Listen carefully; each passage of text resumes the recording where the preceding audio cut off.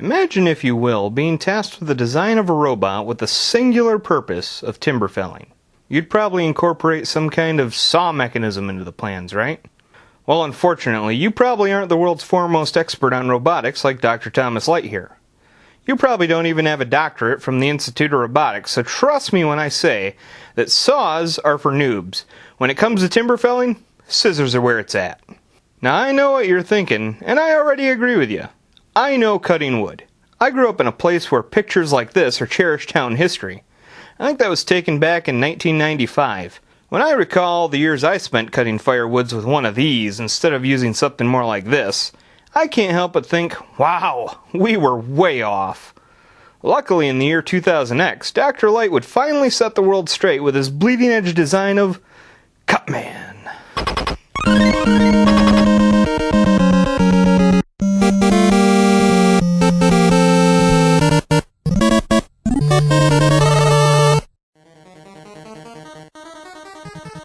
Ah yes, Cutman. He is easily one of the most recognizable robot masters of all time. Structurally speaking, he's not too far off the design of Mega Man with 4 notable exceptions. His white and orange color scheme, or should I say white and red, his lack of an arm cannon, his unique head design, and of course, the ceramic titanium head-mounted shears that can be removed and tossed at you like a razor-sharp boomerang of death. Designed by Dr. Light to cut down trees, yeah, I don't get it either. Cutman is a highly limber and nimble robot armed with his rolling cutter. I'm not sure why Dr. Light designed a peaceful lumberjack robot with a pair of giant removable shears that can be hurled as a projectile, but I guess we'll just have to give him the benefit of the doubt and conclude that the shears' offensive applications were the result of some unregistered modding by Dr. Wily. For those of you who aren't familiar with the story, it goes a little something like this. I'm the greatest. I'm jealous and I hate you. I've built all these peaceful robots. I stole your robots to take over the world. Well, what about these two? Nah, fuck them. Alright, Rock, here's enough firepower to destroy my best robots. Yeah, but what about me? Oh, clean the lab, I guess. Pew pew pew. Curses, I am defeated. Well, that's the last we'll hear from him. Cutman makes his appearance in the very first game of the franchise. In Mega Man, Cutman is one of the 6 robot masters you must defeat before progressing to Dr. Wily's castle, where you get to fight him a second time in the second Wily level. It should also be noted that this is one of the few times that he is red and white instead of orange and white. Cutman's tactics are pretty simple in this game and pretty much the same in the following appearances. He does a combination of running towards you and jumping high into the air, making him fairly easy to dodge. His weapon, the rolling cutter, or as it's referred to in this game, C, is a boomerang-like arcing scissor projectile. When he throws it at you, it flies to the edge of the screen and then returns to him. It moves fairly slow and is also fairly easy to dodge. While designing the game, the project supervisor wanted to create a paper, rock, scissors-like strategy for making your way through the bosses. Given that Cutman represents scissors, his weakness turned out to be Gutsman's super arm, a weapon that allows you to hurl large rocks at your enemies. In other words, rock beats scissors. And look at that, Cutman just happens to have a few boulders lying around his room. It just so happens that 2 big rocks to the face are just enough to drop Cutman, but it's easy enough just to take him out with the regular arm cannon.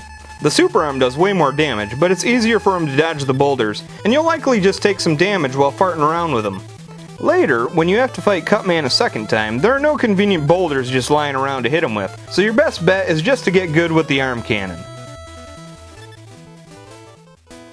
A few years later, Cutman would reappear in a very loose adaptation of Mega Man for the Game Boy titled Mega Man, Dr. Wily's Revenge.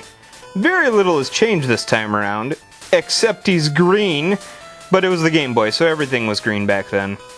With a complete lack of Gutsman in this game, though, you can no longer rely on the super arm. Instead, Fireman's Firestorm is the only weapon that gives you a slight edge above the regular shot, and you're going to need it. This is one of the most challenging fights I've ever had with Cutman. He doesn't jump high enough to evade easily, and he sticks to you like glue. Also, due to the limited graphics of the Game Boy, you don't really have the space to easily avoid him or his attacks, so this makes him way more challenging. Luckily, the health meter only goes to 19 instead of the standard 28. It's cheap, but you're gonna need it. The Wily Wars is a remake of the first 3 Mega Man games that was released on the Sega Genesis. While it never got a physical release in North America, it was part of the Sega Channel service. Needless to say, I didn't play this one growing up, since we lived in a region that was so far off the grid we could only get one television channel and part of a second one on a good day. Cutman appears again in the remake of Mega Man, and is a bit more difficult this time around due to a slightly longer invincibility period between taking damage, and the fact that the regular old arm cannon does less damage to him. This is even more challenging when you face him in Wily Stage 2, and once again have no rocks to throw at him with the super arm. In 1994, Mega Man also debuted on the Super Nintendo, but it was in the form of a soccer game. I've honestly never played this one, and I'll probably never track it down due to it just costing too much for a physical cart and the sheer fact that it's a soccer game. I had a friend who played it once. He said it was okay. Anyway, Cutman appears as one of the soccer players in this, and in the championship mode you have to face an entire team of Cutmen. I don't know, but you have to beat a team of him and 7 more teams to face off against the final 3 teams. If it sounds like I don't care, it's because I don't. If this ever got a release in an American arcade, I'm pretty certain it never made it to the Upper Peninsula of Michigan. I'd have been all over it if it had. I only got to play this game years later when it was released as a bonus game in the Mega Man Anniversary Collection. In the game, you play as either Mega Man, Proto Man, or Bass, and you face off against a series of robot masters in a fighting game format. Unlike normal fighting games, though, you get to collect the weapons of each opponent you defeat. Cutman is one of the 6 robot masters you'll have to face if you choose Mega Man 1 through 2 mode. Once again, his tactics focus mostly on jumping around and throwing his rolling cutters at you. As far as weaknesses go, the super arm knocks him down and does a lot of damage, but the leaf shield seems to do even more damage per hit when it's thrown at him. Personally, I'd recommend the super arm, but I'm a traditionalist. Cutman also appears in this sequel to the Power Battles, and is featured in the Rescue Roll mission of the game. His tactics are much more complex this time. This ranges from throwing larger roller cutters when damaged, to straight up cheating fuckery like this. All of this is of course rendered useless if you have the Slash Claw weapon. You can literally put him in the corner and just chump him to death with it. I hate this game. Moving on. Okay. I guess we'll talk about the small Cutman cameo as a hidden bonus boss in one version of the game that has never been ported to another system and goes well north of $100 online. Capcom wouldn't even use this port in their way overpriced cash grab, the Mega Man Legacy Collection 2. Seriously, Capcom, fuck you. Anyway, in the Sega Saturn version of Mega Man 8, a fight with Cutman can be found in the second intro stage by going up this ladder. This fight with him is fairly straightforward. Unlike most other fights with him though, he will rarely just run straight towards you, instead preferring to jump over your head most of the time. The Mega Buster does a fairly good job here, but there is really no weapon that gives you a significant advantage or disadvantage. Astro Crush seems to do a little bit more damage to him, but you can just as easily take him out with the Mega Balls. Balls. Mega Balls. Fuck this game. It probably shouldn't count, but Cutman actually has a small cameo fight in the 8th entry into the Mega Man X series. I never played this one because I quickly lost interest in the Mega Man X series after they started naming the bosses after the members of Guns N' Roses, but I hear this game is really bad. You can only access the fight in Optic Sunflower stage if you have a Mega Man X mission command save on your memory card on the PS2 version, or by lighting up all the upper lights in the Troya-based training sessions on the PC. Here, Cutman takes the form of a 2D sprite that acts pretty much like his Nintendo counterpart. He's fairly weak though and easily defeated with the Thunder Dancer or the Rikuos, that if you're a Zero player. Axel can take him out with the plasma gun, but fuck Axel. This is the last game I'm going to cover, but definitely not the least. This Mega Man remake for the PSP was probably one of the best Mega Man games ever made. While I can't stand the Funko Pop style of the characters, this game is amazing. In the classic mode of the game, Cutman is pretty much the same as he was in the original game. But in the new style mode, Cutman has been given dialogue and is an unlockable playable character. While I do like that they gave each robot master in this game dialogue, I really don't like this depiction of Cutman. He just comes off as childish and gullible. Brother? I can't believe it! Dr. Wily was right! You've changed into a bad robot! Once again, his weakness is the super arm, but in this mode they do significantly less damage to him. They do, however, knock him down.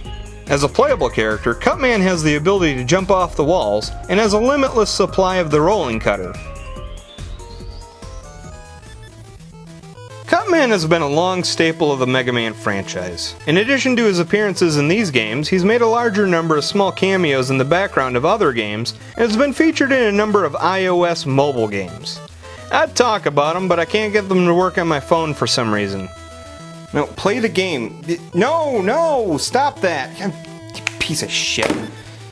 Additionally, Cutman has made several appearances in comics and manga, had an embarrassingly bad appearance on Captain and the Game Master, was a regular character in the Ruby Spears Mega Man cartoon series, and has even had a few action figures released of him. He was even featured in the terrible board game by Jasco. Cutman here. Don't do drugs, kids, and don't buy shitty board games. In conclusion, Cutman, or DLN-003, is a robot that cuts down trees with scissors and has been appearing in video games for at least 3 decades now. He's mostly vulnerable to rock-based attacks. According to his official bio, he likes curry and haircuts, but is terrible at playing paper, rock, scissors. I prefer to think of him as a failed attempt at creating a tree-trimming robot that Dr. Wily saw offensive potential in, but I just play the games, I don't write them. Well, that's one of these Robot Masters Spotlight videos down. It was a long one, but hopefully the next Robot Master isn't nearly as popular as balls.